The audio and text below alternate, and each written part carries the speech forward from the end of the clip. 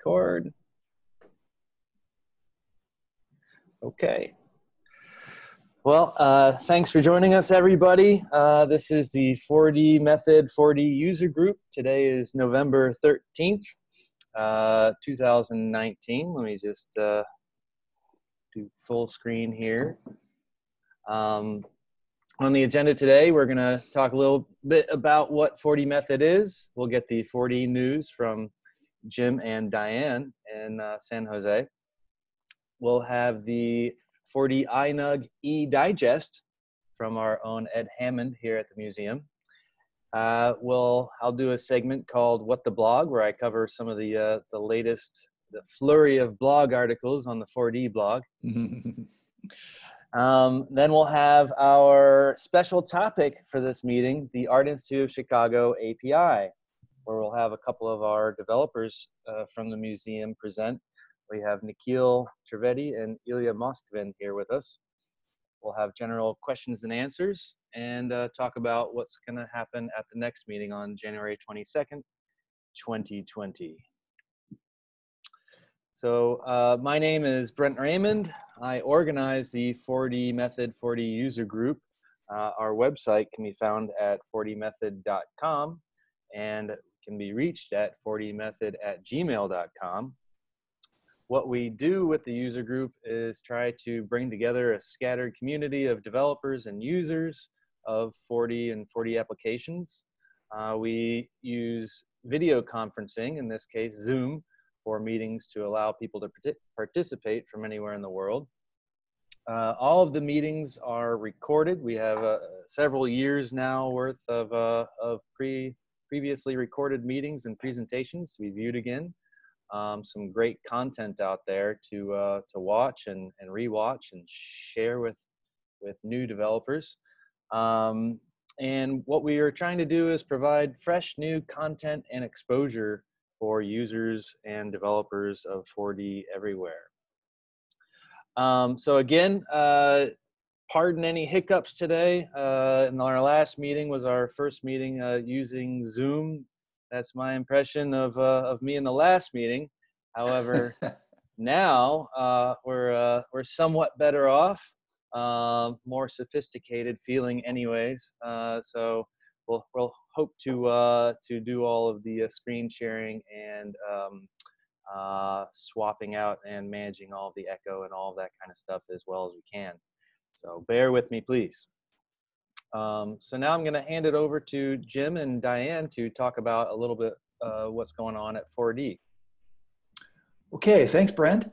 Thank you, Brent and Ed, as always, for organizing these meetings and lining up the presenters and inviting us to participate. So we're looking forward to Nikhil and Illya's presentation on the Art Institute of Chicago's API. I've had the good fortune to visit the Art Institute a couple of times and see their applications there. It's really impressive. I believe this demo will be new to me, so I'm really looking forward to it. But so thank you for lining that up. As most of you know, V17 R6 was released on October 22nd, and V18 beta immediately thereafter. So we're getting close to a new version again. I know that Brent will be reviewing the recent blog postings, most of which are about V18. And we hope all of you are staying current with the new features in V17 R6 and the upcoming features in V18. By doing that, so when the time the summit rolls around in late March, early April, you'll be familiar with the V18 features. You'll be able to pick out and attend the summit sessions that most interest you, whether it be project database or version control, 4D for iOS, Orta, 4D Write Pro, 4D View Pro, and much, much more. So it's a great time to be looking at the V18 beta. And you'll be seeing a lot more blog posts as time progresses on that. One sales note, we have started our annual end-of-year Amazon promo. It's time again for that. It's your opportunity to receive new gifts, gift codes ranging in value from $30 to $600. So for every purchase over $200, that includes V17 with yearly maintenance, you will receive an Amazon gift code. It's great to add expansions or purchase with new 4D servers. You can do this either in the 4D store or by contacting your sales representative. It's been a really successful promotion for us every year. It's not as big as Alibaba's Singles Day, which I heard brought in about $35 billion or something like that. So if we do that, that would be fantastic. But it is a really successful promo for us. As far as the summit goes, Diane will be talking more about that. I can tell you as a team, we've already started many months ago, regular summit meetings. So we're deep into planning a really great event for our developers. We're really happy about being in Chicago. I don't know if any of you there in Chicago have been to the Lowe's Hotel, but it's almost brand new. It's only 4 years old. The meeting rooms are fantastic. The dining areas are great. So we're really looking forward to having it there. The party venue that we planned offsite is fun and interesting, and we'll be announcing that pretty soon. But most importantly, we have a great keynote, lineup of keynotes and breakout sessions. So we'll present all the features you're seeing in the V17R releases, and of course by then, V18 will have been released. So summits are something special when there's a new version to talk about, and this time we'll be doing that. So that's it for me. Diane, Ricardo, are you there? No. So, yes, I'm here. Hi, Ricardo. Okay, Ricardo, I'll hand it over to you. That's great. Thank you, Jim. You're welcome. No, I'm just here to introduce Diane. Diane joined our team about 2 months ago, and she's taking care of the whole marketing field for 4D and US and Canada. So no further ado, go ahead, Diane, and present for us the news from the summit. Hi, everybody. So yeah, I'm really happy to have joined the team here in the US. So I'm going to present the summit. As you already know, it will take place in Chicago end of March for 3 days. So right now there's a special rate, the early bird rate, that will end on January 19th. So if you're planning to go to the summit, maybe you should buy your tickets now before the early bird ends. And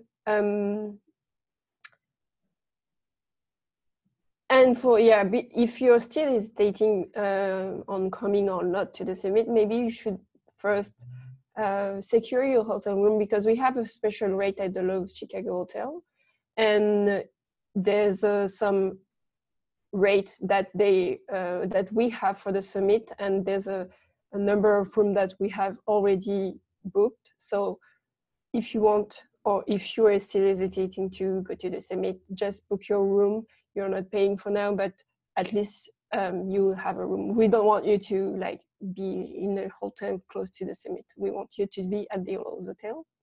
And the main objective of the summit will be to share and to learn, but also to have fun. So we want to have that spirit where you can have exchange with and learn from all the community, also with our team at 4D. But the thing is, we have a lot of technical sessions, but we'll have also some time to learn from the others. So as Jim says, we have an exclusive keynote for our founder, 25 technical sessions during the 2 first days, and then we have an advanced training on ORDA on the 3rd day.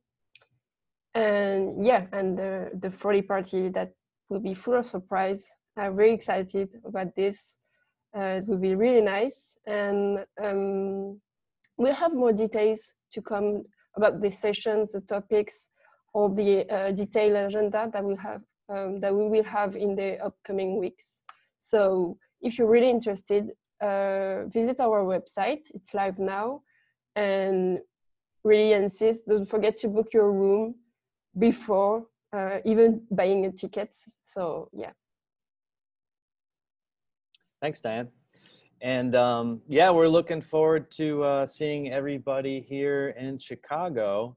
Definitely book the room. I know Ed had a little surprise when he went to book the room that that one of the nights was already booked out, but I think that they've already secured more rooms for those Yeah. nights. So Yes. We have recalculated the room, but that like show you that we have a limited rooms for our participants. So yeah, don't Right. wait.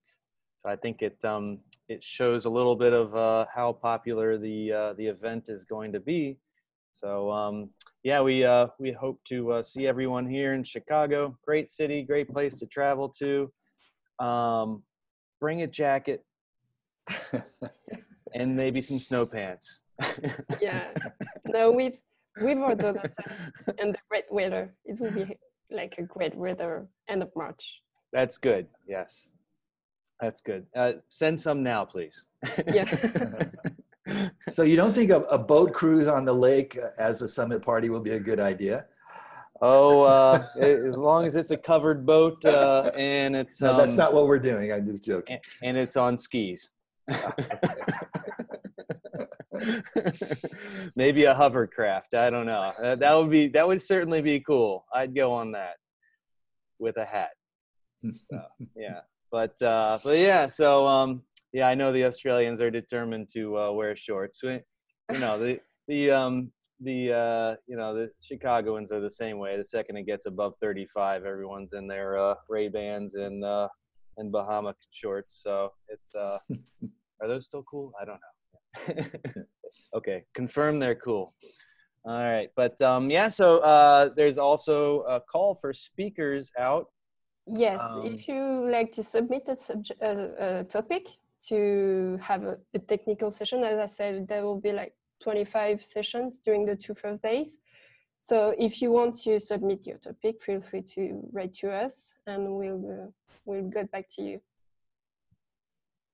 Right. So they'll assign a summit buddy to help you through the process. I know for one that there's a session that I'll be at. I'll be hosting a session called Integrated Issue Tracking with JIRA, where I use the JIRA.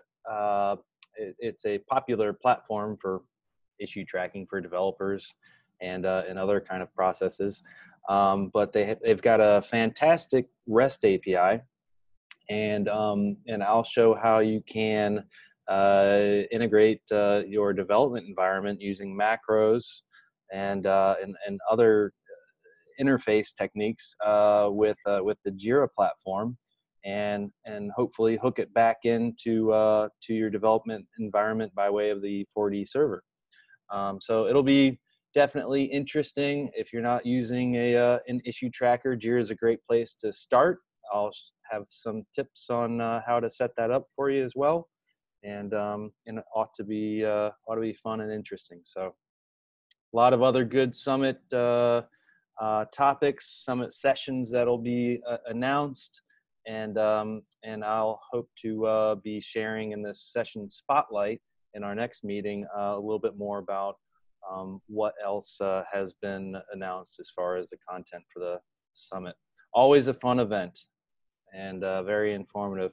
And as Jim mentioned, V17 R6 has been released. Again, just a torrent of new features in the V17 R releases, and it's just it's a lot to keep up with. You have to go to these summits and events and 4DMethod meetings. I don't know any other way to keep up other than attending 4DMethod, of course. But in R6, there's the new view call chain of methods. So if an error happens, you can actually see all of the code that was called before that in the call chain. There's a new debug logs analyzer tool. There's updated query parameters and logging for Orda, 4D for iOS, CRUD, create, update, and delete functionality, which actually there's a really neat blog article on using your camera as input for by way of 4D iOS. So that definitely check that out. And and some great updates to 4D View Pro and Write Pro as well. And so moving right along, I'm going to hand it over to Ed, where he covers for the IKnowA Digest, where he covers some of the recent conversations on the IKnowA. Thanks, Brent. You probably want to mute yourself. There we go. No more echo. Well, besides 4DMethod, obviously, there are lots of online resources to keep up with some of these new features. The one I tend to follow traditionally has been the IKnowA. I read in digest form, and then I digest the digest, just to make things interesting. There's also the 4D forums from France. Lots of stuff there. I also tend to monitor all the messages that are in English. Sometimes you can even translate the French postings, but I try to stay with my own native language. There's information there available. Why you should be following the eDigest or the IKnowA Digest or just the IKnowA individual methods is there's a wealth of knowledge out there by lots of people that have probably solved your problem before, and they're happy to help you out. So without further ado, I'll find my notes. I went thematically this week because we're talking so much about HTTP stuff. All the topics I'm going to recommend are HTTP related. We'll start with Paul Lovejoy, who had started a thread called HTTP Authenticate, how to know if the authentication worked, which oddly enough probably didn't have anything to do with authentication, but you need to understand HTTP protocols and external data source responses. A lot of times when you're dealing with an external API, they will have documentation on what the appropriate responses are, and you can react according to those. Continuing on, Randy Engel called for web aficionados not allow user to access file directly. Apparently he's using the internal 4D web server and wanted to keep people from browsing his published directories. So he got lots of suggestions, including using the web decoy technique, using on-web connection to redirect those requests. There's a reference to the knowledge-based tips that are available for doing the same thing. And David Adams' Web Companion book, which still has techniques that work with 4D, and including the download link for the PDF. Proxying 4D web server behind Nginx or Apache, and suggestions for separating static versus dynamic content. All of that's available if you follow the link on the eDigest page. Moving on, Peter Jacobson was observing 4D server hosting, the future, question mark. He had observations on a client's move to the cloud, provisioned servers, and what that means for a typical 4D developer. Tom Benedict, Kirk Brooks, John DeSoy, and Tim Nevels chimed in, particularly Tim Nevels, with the joys of offloading server operations to somebody else, the IT department. Rudy Mortier, who deferred to his own 4D Summit presentation from 2018 on performance and cost considerations with AWS. So if you're looking to move to the cloud, follow that thread. Tom Benedict had some questions on HTTP requests and XWWW form URL encoded.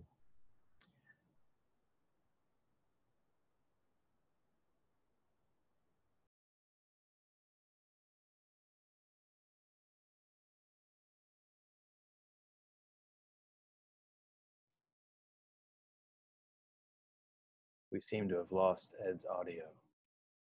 Lost Ed. Apparently we lost Ed. Yeah, he's frozen there. Yeah. Oh, reconnecting. One moment, please. Yes. Bear with me. Should I go back to the dog slide? No. That was earlier.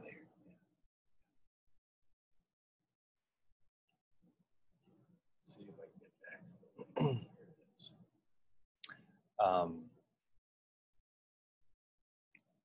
Well, there's definitely lots of discussion out there happening on the NUG.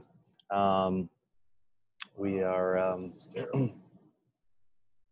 we're working through our connection issues here, but I think I made it through most of what he was going to talk about. Perhaps you'd like to do it from over here. Good. Yep. Maybe. My line's long enough.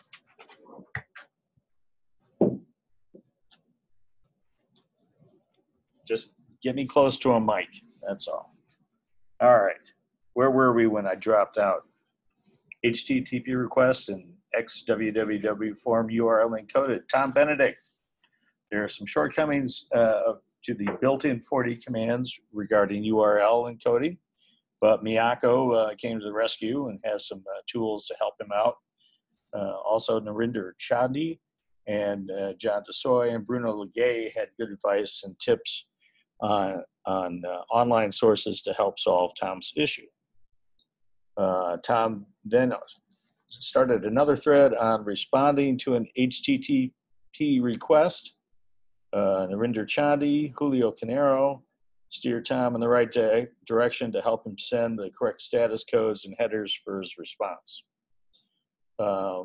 We've done a lot of work with external APIs as we're working with a new digital asset management system. And there are two tools that I have links to on the eDigest page. One of them for REST API testing, which is invaluable, is a tool called Postman. And then for a local proxy, there is a tool called Charles, which does web debugging and proxy application. It's available for Windows, Mac OS, and Linux. And it will record everything that goes over the wire so you can see what you're posting to your external sources and what the responses are that come back in a raw form. And on a personal note, I'm going to, those of you who saw my image earlier know that I'm growing a mustache because it is Movember. And Movember brings attention to men's health issues, including prostate cancer, testicular cancer, mental health, and suicide prevention. There is a link to my Movember page on the eDigest post. And if you feel like contributing a few dollars to help with those issues, please feel free to do so. Thanks, Brent. Thank you, Ed. Yeah, so that's, obviously there's a lot going on with connecting to APIs, making APIs. It's all API to API connecting out there. So those are all topics in the direction of modern development, frankly, and lots of discussion going on around that in the NUG. So Ed, thank you so much, and that look is good for you. I like the mustache. Okay.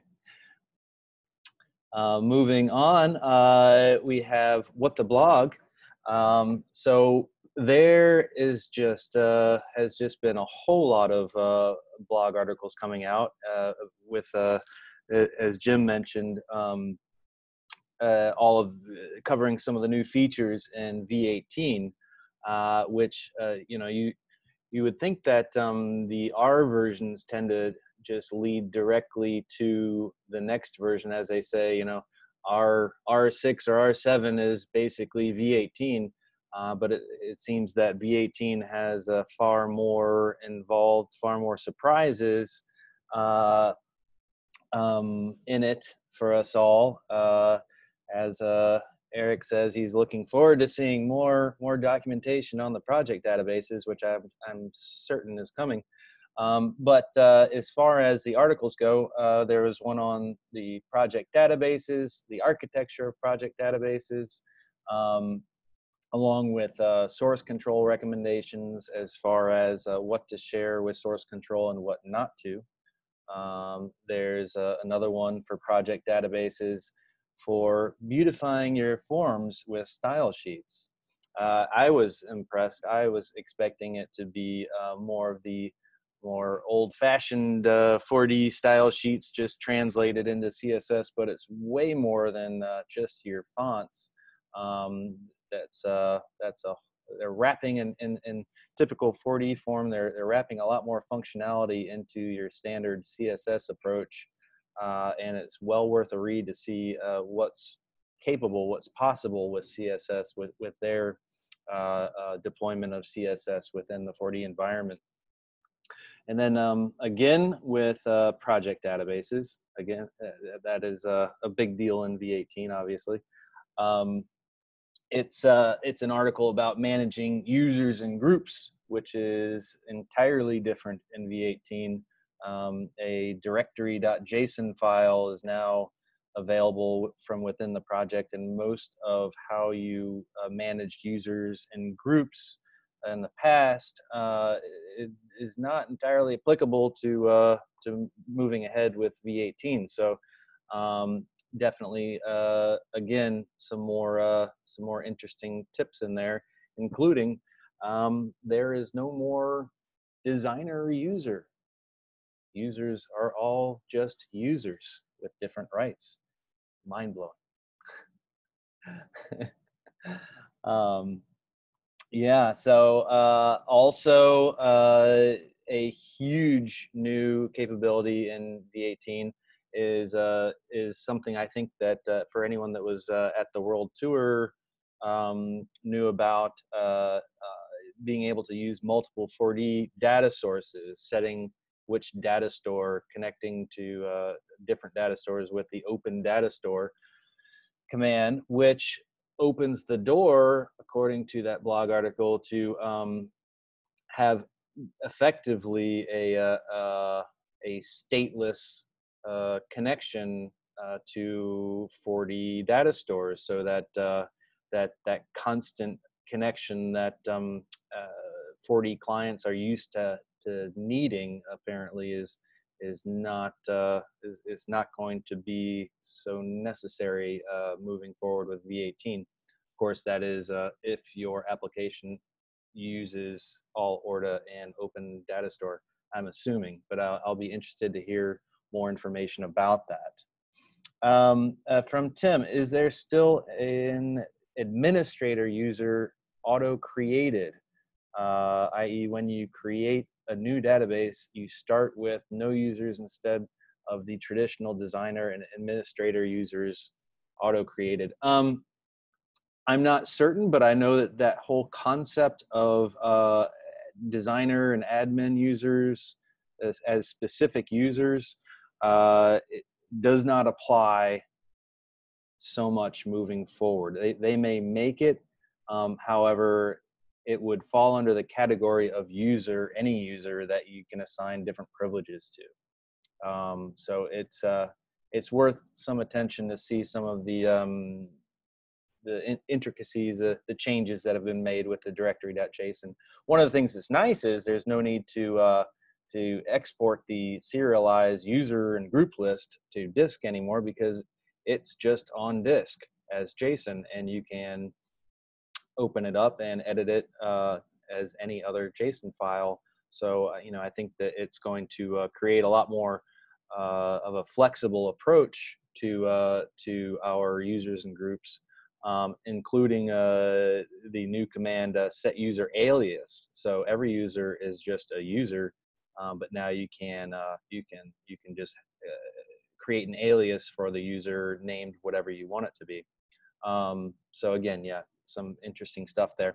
And also more with V18 with the preferences folder is gone.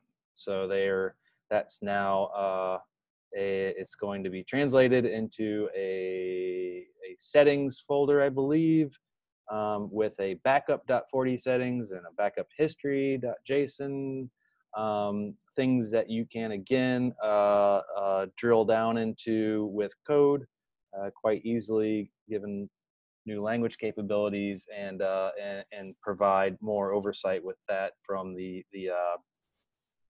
from your application.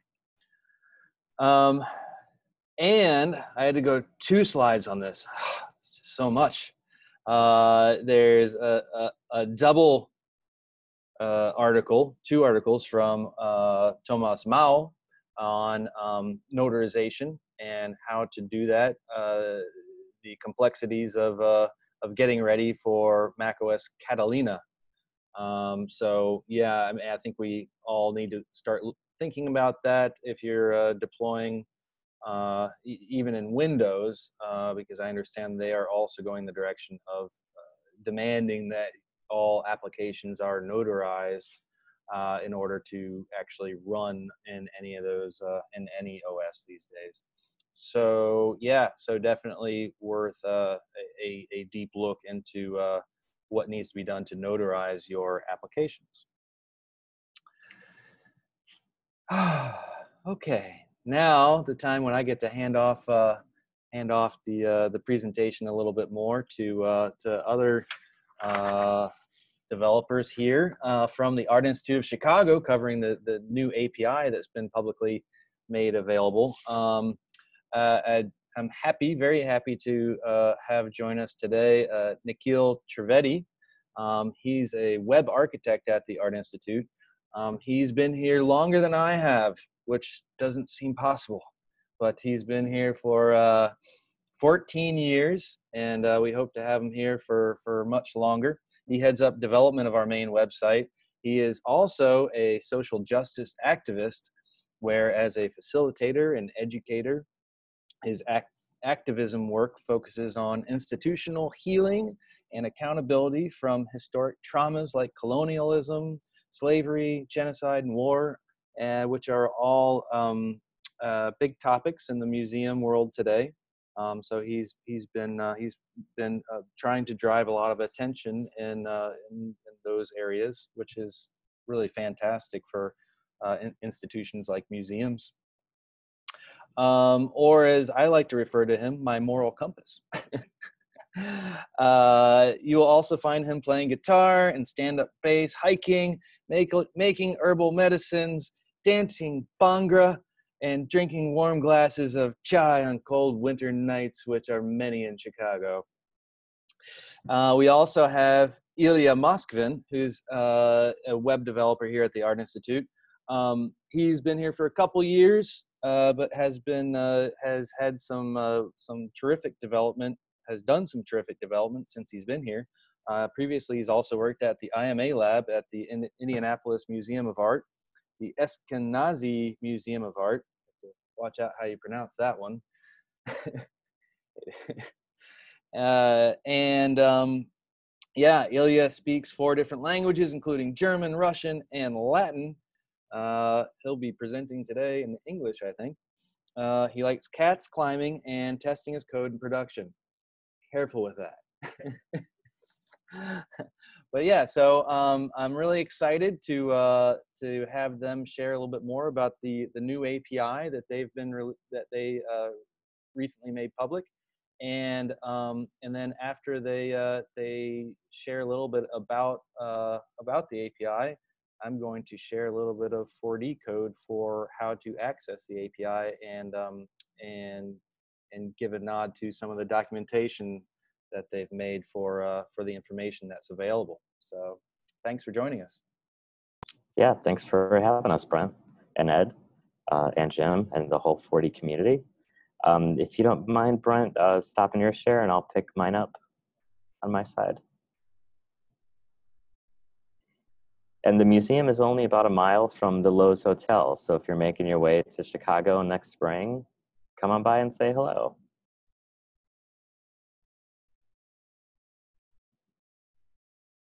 Lost in space. There we go.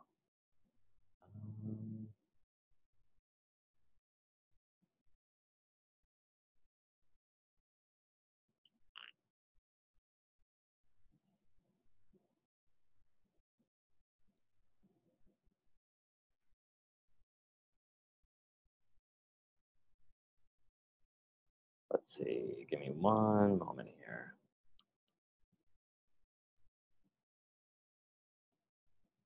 There it is.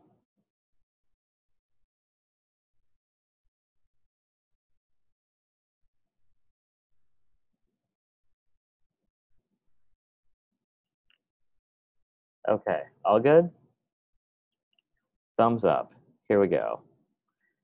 So before I begin, I just wanted to recognize that the Art Institute of Chicago is situated on what is recognized today as the traditional homelands of the Council of Three Fires, the Ojibwe, the Odawa, and the Potawatomi peoples. Chicago is the third largest urban Native American population in the country, with over 100 tribal nations represented here. So before I jump in, I just wanted to recognize that I wouldn't be talking to you if our museum hadn't been situated on that land. So let's get going. A lot changes in 10 years. My slide's advancing.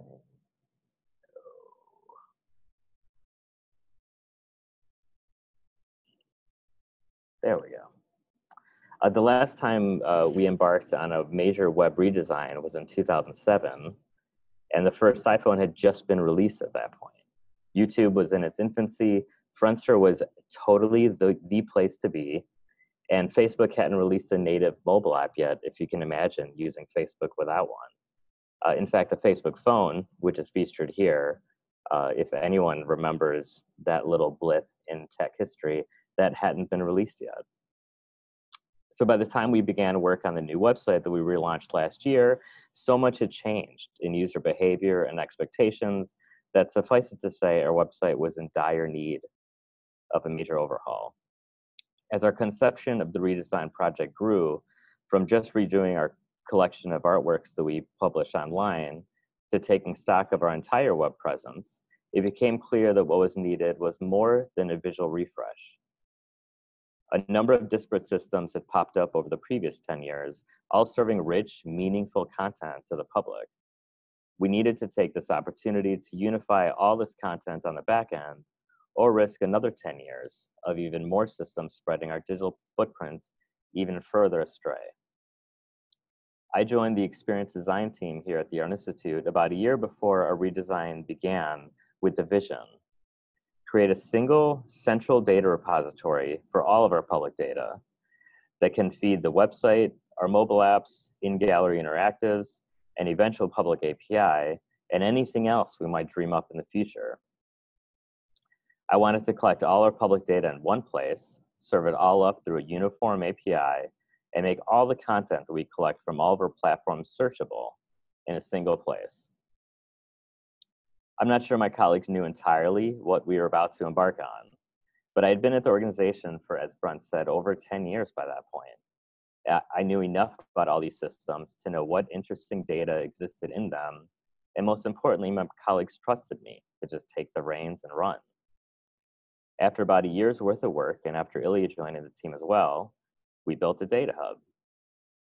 Today, I'll share our strategy and philosophy and a few examples of some of the things that we've done with the DataHub thus far. First, strategy and philosophy. So generally, as an organization, we publish a lot of content to the web, not just artworks, but also catalogs, publications, shop products, events, mobile tours, microsites, articles, press releases, and on and on and on. Many of these are distributed through their own software stacks.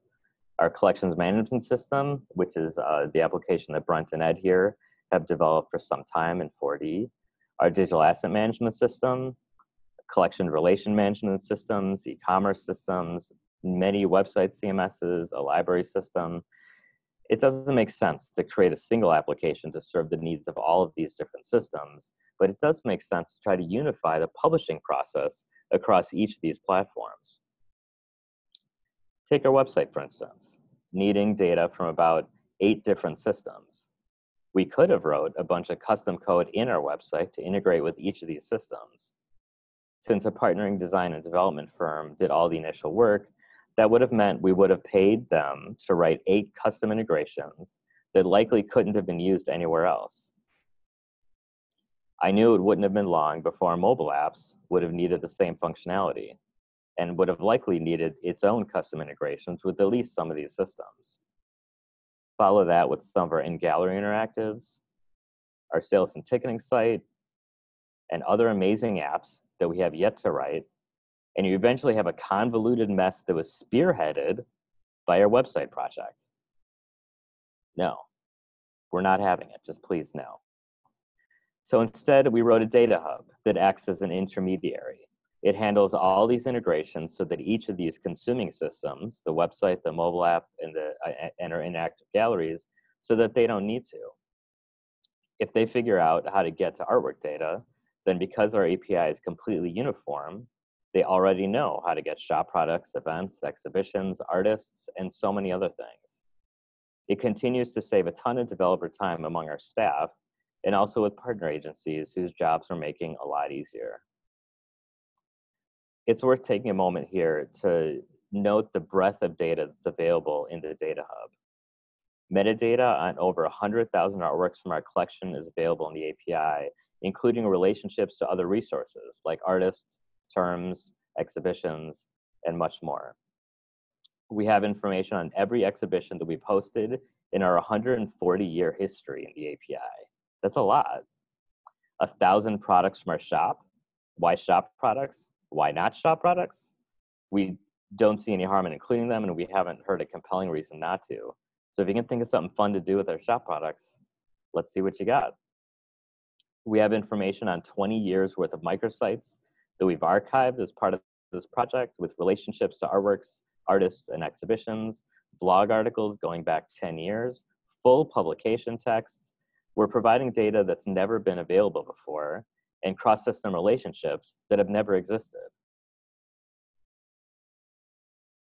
Within the DataHub, we wanted to make the integrations with each system easy and sustainable.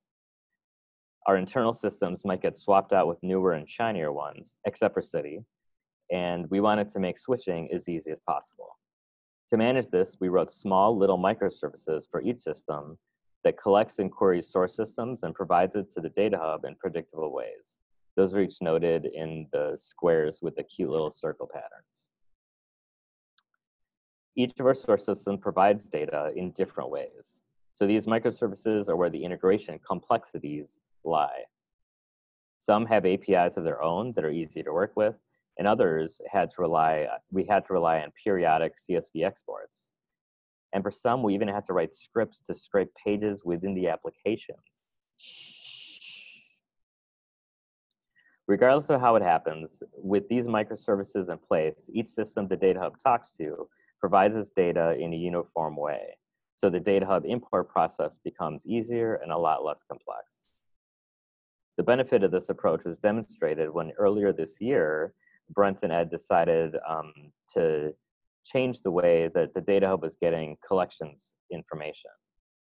We used to get all of our collections data from our digital asset management system, which if you're not familiar with how systems like these integrate with each other, that's just a lot more complicated than it really needed to be. It meant that data needed to go from our collection management system, the system that Brent and Ed develop and maintain, through a number of layers of our digital asset management system to the DataHub before it eventually made it to the website. Embarrassingly, this process sometimes took more than 24 hours. So earlier this year, Brent and Ed decided to provide their own API to the DataHub to simplify some of their systems. Illya and I gave them specifications on how we built each of our microservices. Based on that, they built their own API, and we changed our microservice to pivot to their new API leaving the structure of the data that the DataHub provides to the website and our mobile apps and our other systems completely intact. So in essence, we made a fundamental change to our internal systems, and our public systems, our website and mobile app, barely blinked. What used to take more than a day now took about 5 minutes. Internal staff were ecstatic, and I know Brent and Ed were excited as well. It was great for all of us to have concrete specifications with clear outcome of success. All that having been said, we've been able to do some pretty cool things with our DataHub. We programmatically analyzed every image in our collection to determine their dominant color, and earlier this year released a search by color feature on our website. In the last few months, we launched a browser extension to the Chrome Web Store that, when installed, shows you a randomly selected public domain artwork from our collection each time you open a new tab. And we recently made available a command line script that lets you display our artworks in the terminal window using only text characters, which you can see on the right side of your screen. There's more. We're having a lot of fun over here. Illya, do you want to speak a little bit about your Nixie counter? Sure. So we're thinking about ways that we can represent our collections and other data in physical ways. So as a representation of that, as a side project, I built a little Nixie counter that you can program to connect to our API via Wi-Fi and show things like the number of artworks updated since 9 a.m., which is not 100,000. It's usually around 300, maybe. And monitor batch processes and things like that. And I think having things like this really inspires people and gives physical presence to the work that we do.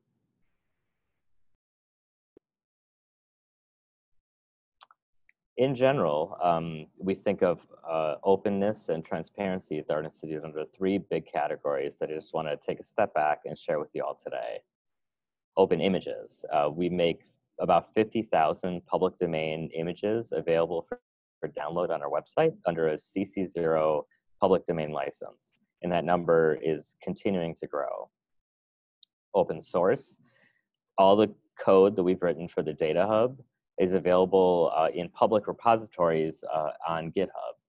At GitHub, it's easier just to look for Art Institute of Chicago on GitHub. The URL is not the quickest thing to say. But suffice to say, if you have a similar architecture within your organization and you're interested in building a DataHub, you can take a look at the code we've built and either use it as inspiration for your own projects or use it for your own projects. In addition to a number of other applications we make available to the public on GitHub, including our complete mobile app. So we've got 2 in-gallery mobile apps. Journey Maker, which is an in-gallery interactive that lets visitors playfully create their own tours through our galleries. And we're even working towards open sourcing our entire website. It's rare for large organizations to open source entire applications. A lot of what you see from IBM and Microsoft, even the NSA publishes stuff on GitHub, is components and tools. So it's kind of unique for us to be open sourcing complete applications, CMS and front end and everything. And then finally, open data, which is what we're here to talk about today. The API for the DataHub is completely made available to the public. There's no registration required, so you don't need a token or anything to access the API. And there's a whole lot of stuff in there. You can find more about all of our open initiatives at arctic.edu/open access. Illya, is there anything you want to add, or and then we can go to questions? No, I think that was great. Perhaps if there are some questions about our architecture or our API design decisions, we would be happy to answer those, and maybe those will become more clear in the context of a demo. Mm-hmm. Yeah, I did want to take a step back to note that looking at this slide, the aggregator provides our public API. It also provides search functionality. So every piece of data that's in the API, we index in Elasticsearch, and our API acts as a proxy effectively to Elasticsearch. So when trying to figure out how to utilize search within our API, Elasticsearch's own documentation is a really good starting point. So we provide the ability to not only search within one of these slices, but search across slices.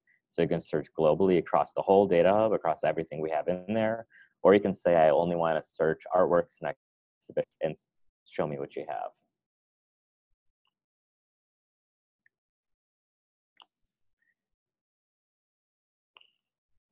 Do you have any questions popping up, or Brent, if you want to take over?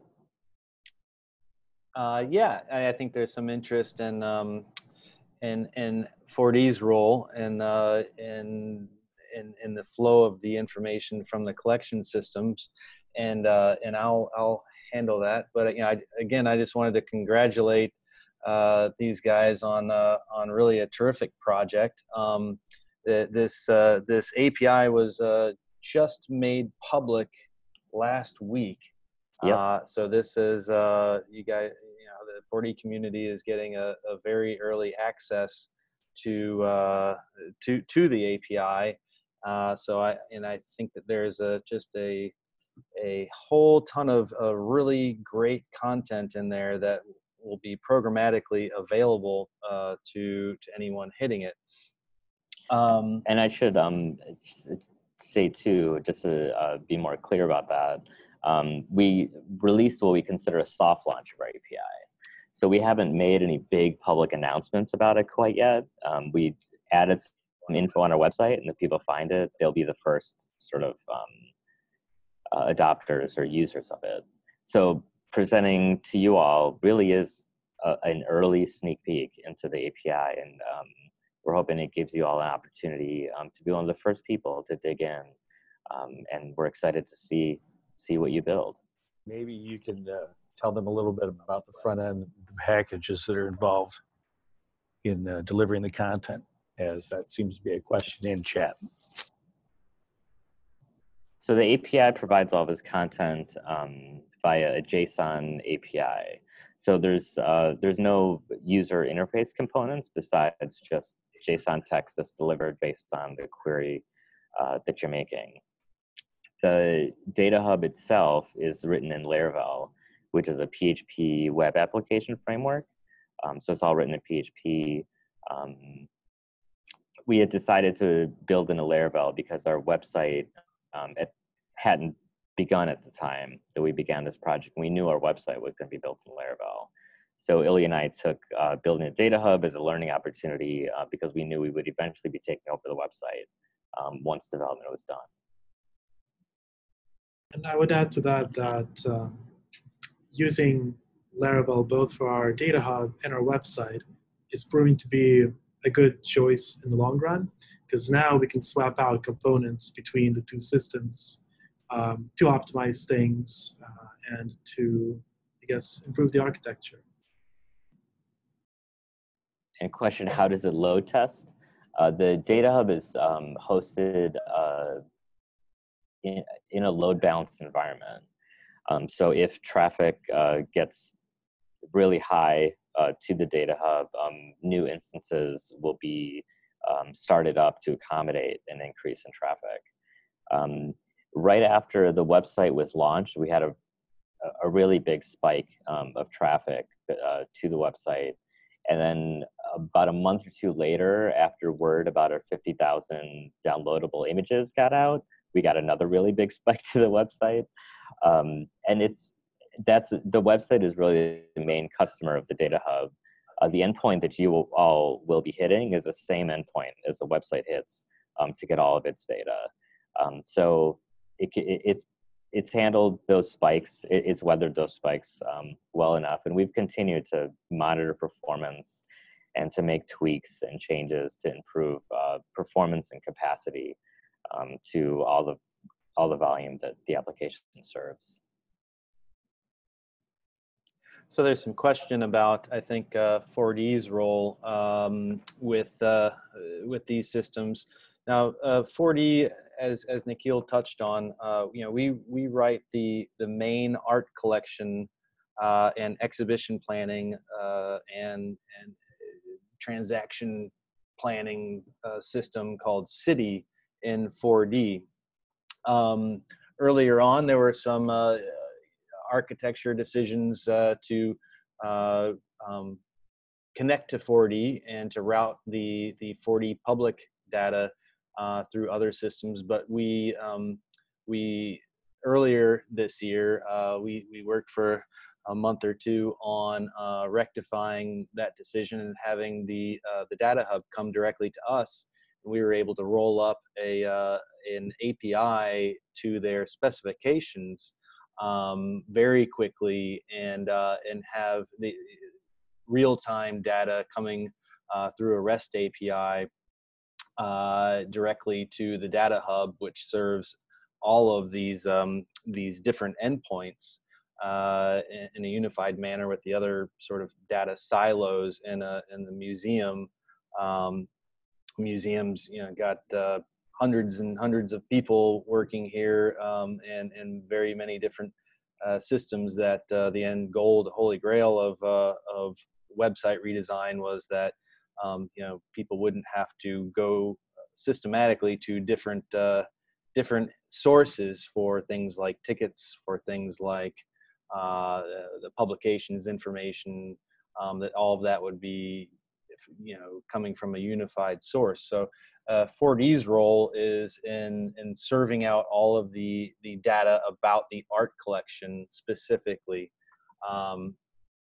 So everything as you're browsing the collection, the art collection, which is available online, is effectively coming real time from 4D. However, just through a separation layer to help protect the 4D server and to unify the data sources. How about we look at some 4D code and how you might access from within a 4D application? Right. So that's another exciting part of the demo is not just which parts of the architecture of the API are 4D or sourced from 4D. It's how you can actually access the data through 4D. And so I'm going to go ahead. Looks like I have the sharing capability back. One moment. So I've created a database, albeit I created it on Monday, I think, and have it available. There's a link to it on the post on 4DMethod, but it's also available through the 4DMethod GitHub account. One moment, I'm just having an Alzheimer's moment here for there's share. Wonderful.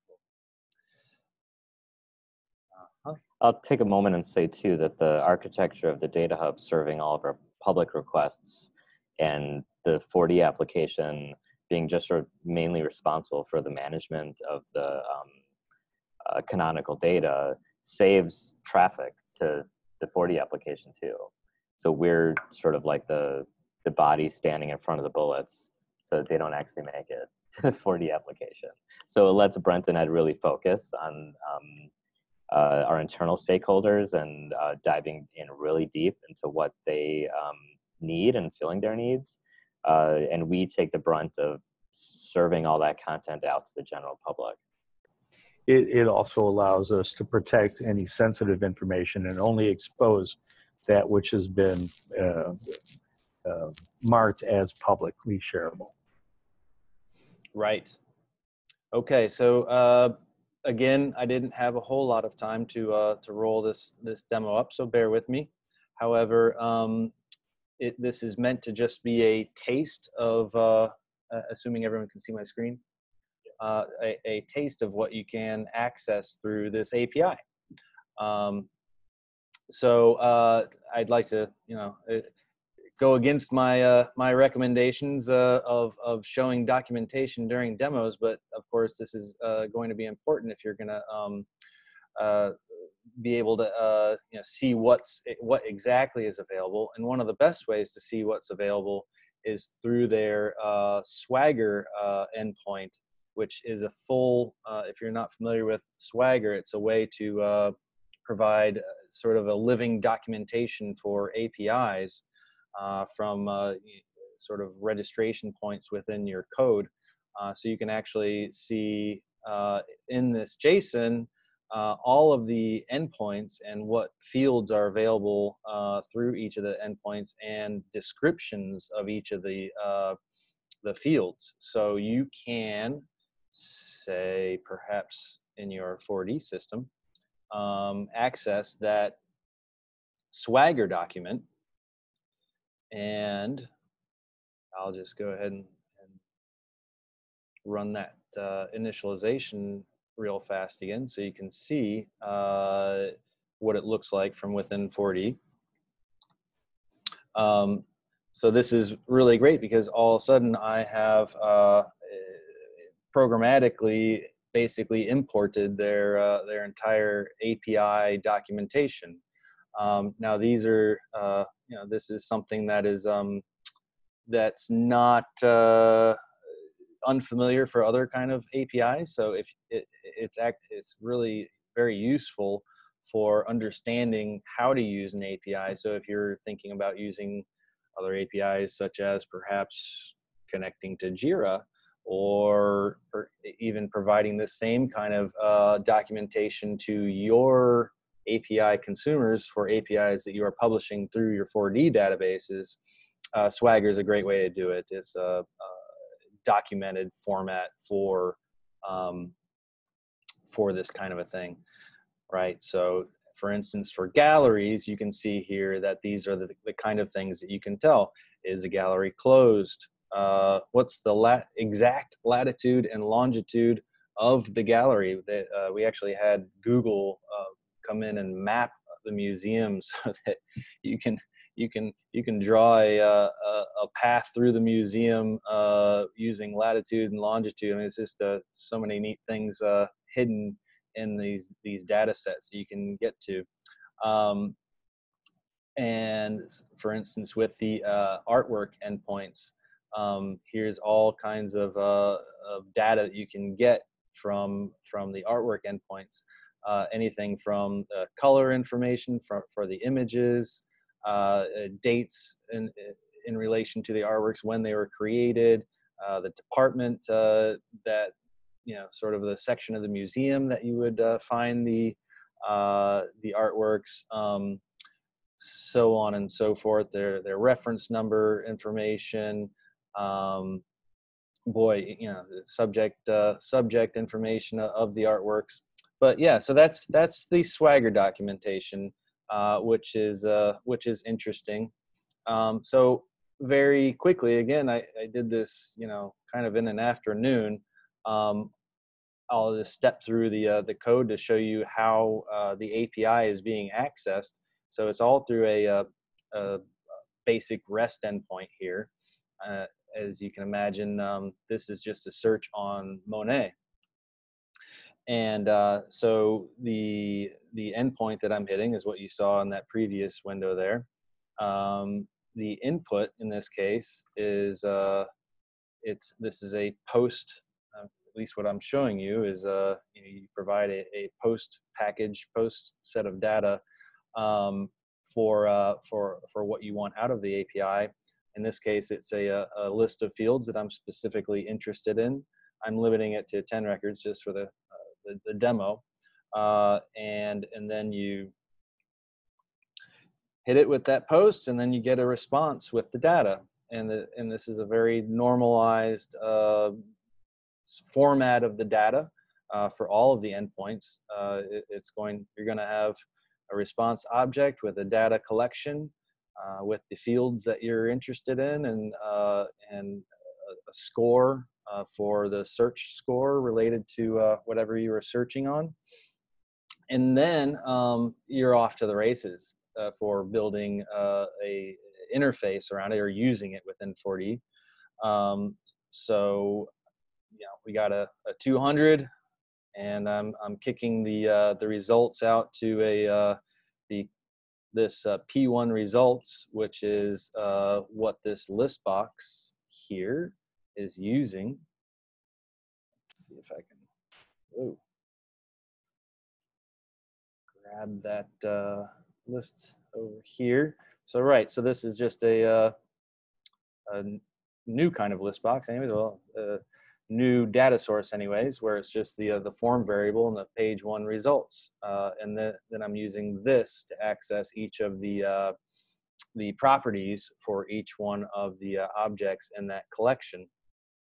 So the thumbnail, the title, this ID, and if I let it run, you'll see the results. So this is already kind of course, I deal with this stuff on a day-to-day basis, but I also like, I have fun accessing APIs, and again, like we were saying earlier, this is the world that we all live in at this point. If you're not accessing APIs and providing APIs, maybe you should think about doing that. We can change it to another search, Surat, and see the results, pulling the images. These images are actually coming from a IIIF server, which uses the high resolution images, and you can actually request you can request different sizes of images directly from the image server. So these are actually, these could be even larger if we wanted to. You can have full print quality images coming directly out of the IIIF server.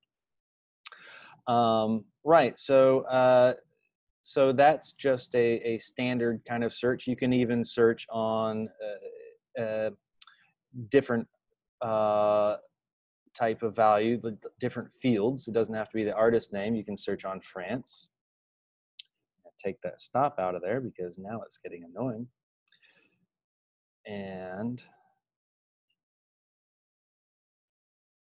right, so you can search on Paris, and you can see the pagination down here. So total of 4,138 results were returned, and you can either page through the results in the background. I believe that the maximum limit that's currently allowed for pages, for a number of records on a page is 100. And then just show the clipboard to get a better idea of what data is actually being returned and piped out to that list box. And that's what you're looking at there. So if you wanted to put in 1961, anything related to that year, perhaps the year of Ed's birthday,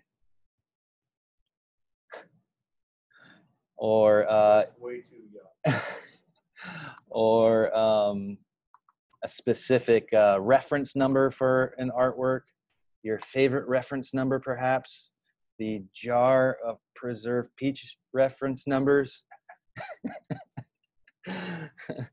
So you get the idea. It's you already have a tremendous access to data about the artwork collection, which, as I mentioned earlier, through a little bit of a roundabout way, is coming through 4D's REST custom REST endpoint that Ed and I wrote. So something a little bit jazzier. Say you want to search on a date range for artwork, say perhaps artworks created between 1812 and 1815. You can do that, and that's what you're passing to the endpoint, the object that you're passing to it, and this is the data that's being returned. And and so there's that. This template here is coming from, just show the code for that. So so I'm creating a collection on the form variable. I mean, there's hardly any reason not to use actual local variables even anymore. You can just leverage the form variable. I'm getting the 4D resources folder and the art folder within that, and setting that to the template folder. I'm getting the document list, which provides an array of the document names. I'm putting that into a collection of templates, and then I'm joining that into a pop-up menu, and then I am bringing that template, that JSON template, back into the query text there. So it's all of those templates are in the resource folder, which can be found on disk or through the resource view here in the toolbox. Right, so back to the demo code. You can do other cool things like perhaps a random art with public domain image, which you might recognize as if you notice the Chrome extension that they were talking about earlier. Well, this is very close to exactly what's being run in the background for the Chrome extension, just providing which artworks images are available through that for that extension. You can do your own search by color. You want to put in what is HSL? It's hue, saturation, like luminosity. So you can put in parameters for that color palette, whatever it's called, and we gotta run that one. And this is, again, all publicly available. This database with the templates is available on GitHub already. If you want to download that and play with it, there's searching on the main reference number, recent acquisitions. In this case, it's acquisitions. Acquisition, for those of us not in the museum world, are things that the museum happen to buy, receive as a gift, just come under ownership of during the year, in this case 2017. You can put in year 2019 to see even more recent acquisitions, and I believe that's all the samples there. And then there's a couple other, you can do events with some Elasticsearch sort of terminology there for what date the events start at. So in this case, it was events tomorrow, events by date range, exhibitions that are going on today. Again, this is as good as so the data is. We have a wonderful exhibition at the museum that's displaying over 300 artworks from Andy Warhol. Really cool, actually. Right, so there's other things like searching digital catalogs, press releases. There's just there's going to be a lot of interesting uses, one way or another, of this data now that it's publicly available. And I think us 4D programmers might find a way to at least play with it using some of the new language that's available in later versions of 4D. One thing I want to return to, as I was mentioning the Swagger documentation earlier.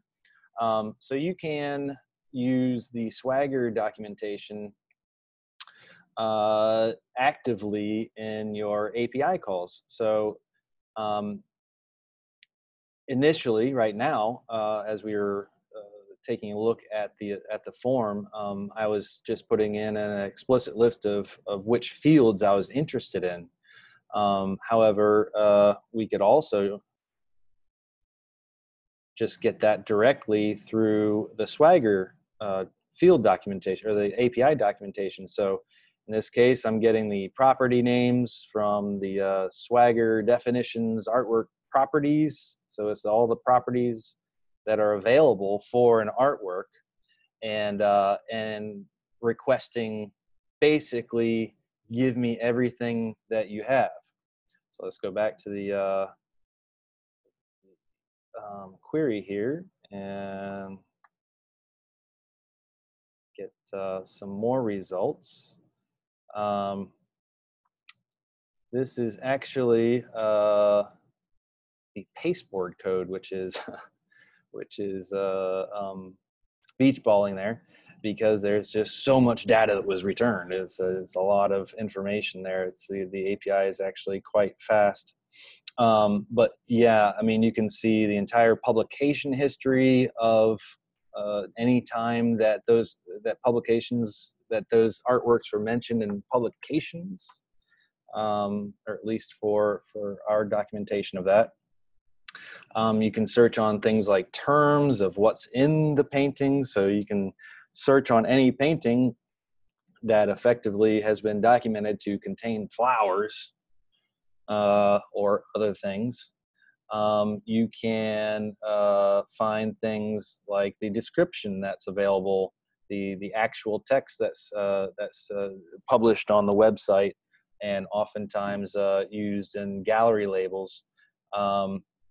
Right, so it's just, point being, there's extremely rich data that's coming. This is all coming out of our 4D system here at the museum that Ed and I work with, and have made this data available through our API. Well, now you have access to that publicly through your code. So I'm excited to share that that this is available, and to see to see what everyone does with it, because there's some really neat stuff, including this is just a smattering of the capability or the data sets that are available in there, including exhibition information. Let's see, on that page I actually listed some of the Swagger specific Swagger endpoints that that have interesting information. This isn't all of them, but like I mentioned, the press releases, the publications about the images, about the artworks, the in-museum tour information is actually video and audio, so you can listen to the tours from the comfort of your own laptop.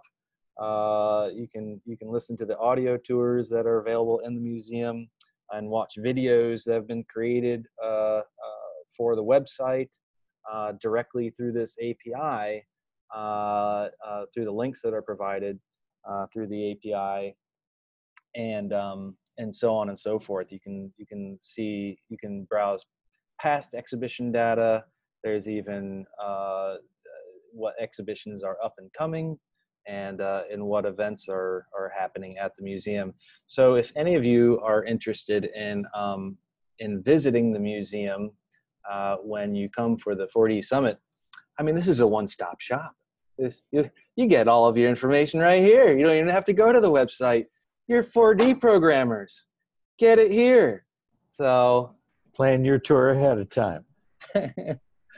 So anyways, sorry for the light commenting in the demo code, but I think it's there's enough hooks in there to get you started, and really and start to use this API in interesting ways in your 4D development. And we're really excited too that I think City has been around for 30 years at this point, 20 years in its state as a 4D application. Yeah, so we're ecstatic that all that work that you guys have put into this application for at least some of that time is now, a lot of it is being made available to the public. And it's also worth noting too that a lot of the data that Brent demonstrated, you know, a lot of it does come from the 4D application, but some of it also comes from completely different applications and other parts of organization, which demonstrates that if you know how to talk to one part of the DataHub, you already know how to get a ton of other information from other places too. So that's one of the values of what it is we're providing. The data from the 4D application probably makes up a huge bulk of what's in there, because as an organization, our 4D system is such a critical application to what we do and to our business. But there's also a bunch of other stuff in there too, and this sort of collapses all that data in one place. So we're really excited. Yeah, and so like we said, that you know, there's this Chrome extension. However, this is just a literally a toe being dipped in the water of what can be done with the data that's available. And I know very well that us 4D programmers can do some really incredible stuff with these data endpoints using the new language capabilities that make working with collections and working with JSON so easy from within 4D code. Is there data limiting on the API? Yes, I'll let the guys tell you the specifications on that. Yeah, so like Brent said, there's limits to how many records you can retrieve in a single request. And in addition to that, there's throttling in place. So if you end up writing a script that's more hungry or more eager hitting our API than we would like, you'll start getting errors saying too many requests. But generally for you know, applications where you're testing something out for non-production uses, you should be able to do as much as you need to with the application. And we should also say that we've put licensing information embedded within each response that you make to the API. So by that meaning, you know, at the bottom of each response, there's something saying, you know, the data that's included in this response is public domain and CC0, and you can do whatever you want with it. Or in other cases, all data is all rights reserved and sort of falls under the general terms of our website. We wanted to make it clear what you can and can't do with whatever information you might be getting. So so if you are building something that you're interested in doing something, moving something into a shareable state with, we're as clear as we can be with what the legal limitations are of what we're providing. For the most part, a lot of the collections information, the stuff coming out of 4D, a lot of that is public domain. It's some of the other stuff that we weren't quite able to go fully CC0 with, but all of it is spelled out clearly in each response.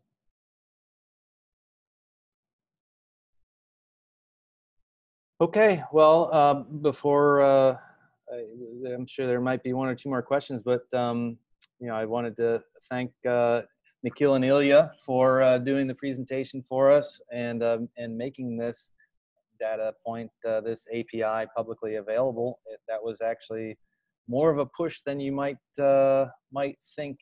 You know, there's definitely a push to make data public. And we as 4D developers are good at doing stuff with data. Making it public helps us. So yeah, cool. Yeah, so very impressive. Very impressive. So onward to our next meeting. This will actually be the last meeting of this year. So I guess happy holidays. And see you next year. The next meeting will be in the year 2020. It sounds like such future like stuff, you know. I guess that's why we got space behind us, because it's the year 2020. I remember when waiting for 1984 was a big deal. Right. But it's January 22nd. we'll have Patrick Emmanuel from France talking to us about his QS Toolbox tool for database introspection. The next meeting after that, which we'll be looking for presenter, or I was thinking it's right before both the Paris and Summit in Chicago. It might be fun to sort of get a warm-up taste of what Summit sessions there are going to be. So I'm open for ideas or presentation suggestions, anything you know that sounds interesting for March 4th, 2020. Yep, and if there's any other questions, now's a good time to ask. Feedback is always appreciated, and you can also participate and support the group on our Patreon. Check it out at patreon.com/4DMethod. And there are also some, depending on your participation on Patreon, there's some interesting rewards you can get there too. So thanks for all of our current Patreons, and thank you everyone for coming and participating today. Thank you, Brent. Thank you, Nikhil. Thanks, Illya. Just awesome demonstration. Cool. Appreciate it. Yeah, you guys hit that API up. Show us what you can do. Yeah, and if you build anything, or if you have any questions, you can reach me and Illya directly at engineering@arctic.edu. Yeah, this is all very new. So any feedback you can provide, any specific requests, and so on, would be greatly appreciated. Cool. Okay. All right. Well, we'll see you next time. And again, have a great end of the year, and we'll see you in January. Thanks. Bye. All right. Bye-bye. Thanks, Jim. Thanks, everyone at 4D. Our pleasure.